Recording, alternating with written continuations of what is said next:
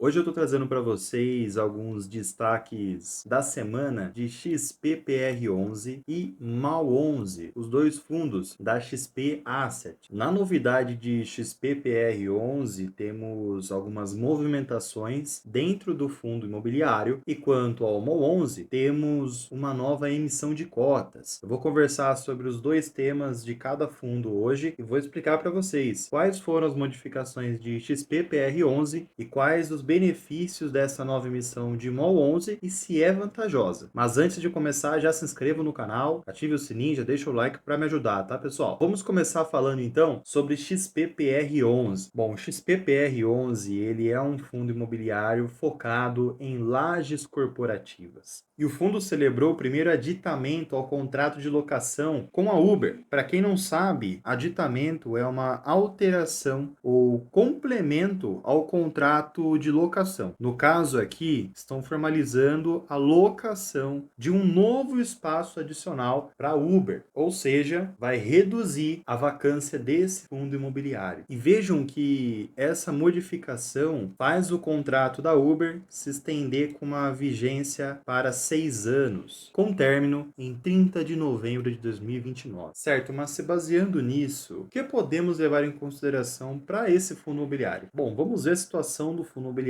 e quais as vantagens e desvantagens que ele está atualmente. O XPPR11, ele tem hoje dois pontos principais que estão afetando esse fundo imobiliário desde o período de 2019. Ou seja, esse ponto relevante que tivemos hoje da Uber não vai fazer muita alteração. E até pegando o relatório do resultado de setembro desse ano do XPPR11, podemos ver alguns tópicos aqui. O primeiro é que foi declarada a distribuição de 10 centavos por cota, uma redução de cotas já vem acontecendo desde o início desse ano, e ainda tivemos uma outra situação que vai afetar muito o fundo imobiliário no futuro e já tem afetado. Eles fizeram uma venda parcial de uma parte do portfólio e com relação a um aspecto específico desse fundo imobiliário, esses recursos e essas vendas que foram feitas vão ser destinadas para uma redução da obrigação de um saldo de CRIs, ou seja, eles vão usar para abater dívidas, para emissões de dívidas que foram feitas. E já já vocês vão ver que essas emissões estão bem acima do que o fundo imobiliário consegue pagar atualmente. E esse CRI, pessoal, está trazendo para o fundo imobiliário uma alavancagem que está afetando diretamente as cotas dos fundos imobiliários. Eles até têm, então, aqui apaziguar a situação, porém a situação está um pouco crítica para esse fundo imobiliário. Tá? Outro ponto que tem afetado demais o fundo imobiliário é o aspecto que, em 2019, o setor de lajes para serviços financeiros eram de quase 80% do fundo. E hoje eles estão reduzindo esse excesso. No caso, já reduziram bastante. Esse setor ele foi muito afetado e até por conta disso, a vacância do fundo imobiliário acabou crescendo demais e já já eu vou mostrar para vocês. Sobre o portfólio desse fundo imobiliário, ele tem um portfólio muito interessante, pessoal. Vejam que 20% do ativo é da Shopee, 13% da Merck, 10% Uber, da Cielo temos aí 12%, da HP 8%,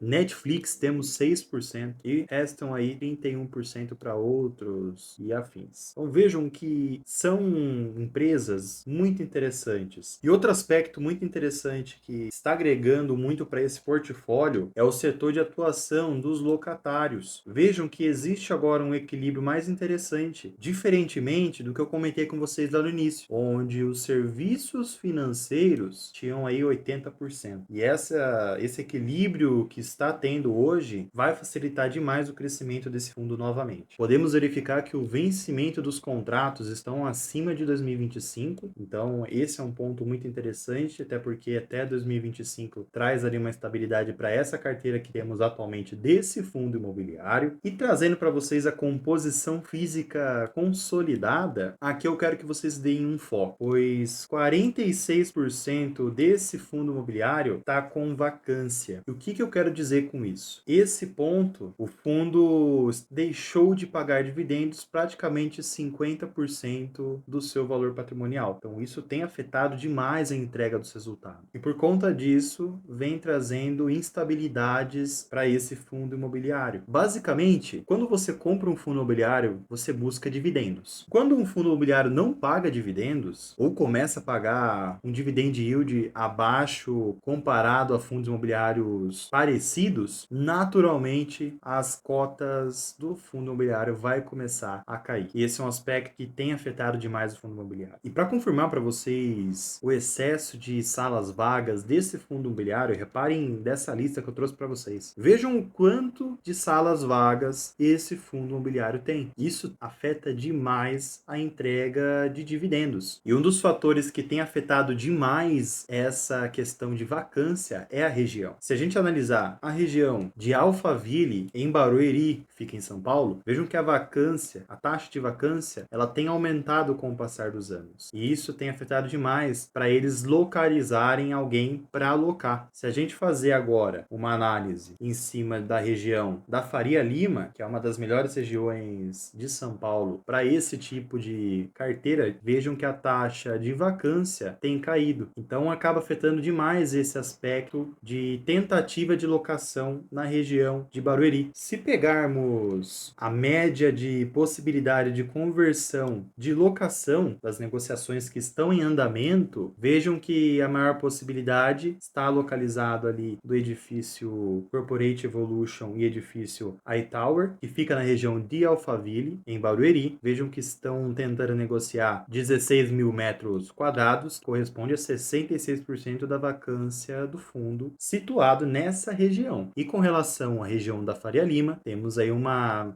média de possibilidade de conversão de quase 5 mil metros quadrados, que corresponde a 111% da vacância do fundo situado na região. Teria que analisar por que está 111%. Talvez seja porque uma parte não corresponde ao fundo imobiliário, tá? Não é tão relevante esses metros quadrados, porém ajudaria o fundo imobiliário a se recuperar. E agora comentando um pouco sobre o outro ponto que tem afetado muito o fundo imobiliário, já que não é só a vacância que tem afetado esse fundo, e sim os CRIs que esse fundo imobiliário tem que pagar. Então temos ali 4 emissões de CRIs que esse fundo imobiliário emitiu, que totaliza um saldo devedor para esse fundo imobiliário pagar de quase 600 milhões. E agora um outro aspecto que vai afetar muito esse fundo imobiliário, que já tem assustado a maioria dos investidores dele, é com relação a esse caixa negativo que ele soltou como uma projeção. Vejam que a projeção de junho, julho e agosto estão com resultados negativos no caixa, ou seja, não vão pagar dividendos. É simples. E qual foi o principal fator disso? Os CRIs. Então vejam que o problema está muito mais embaixo do que atualmente. Essas projeções do futuro podem afetar demais o fundo imobiliário, que mesmo tendo um portfólio interessante, está se comprometendo por conta desses CRIs. E vejam que no próprio gráfico desse fundo imobiliário já podemos perceber essa queda do valor da cota. Vejam o quão já caiu esse fundo imobiliário. Ou seja, pessoal, esse fundo se iniciou lá em 2019 a R$ 85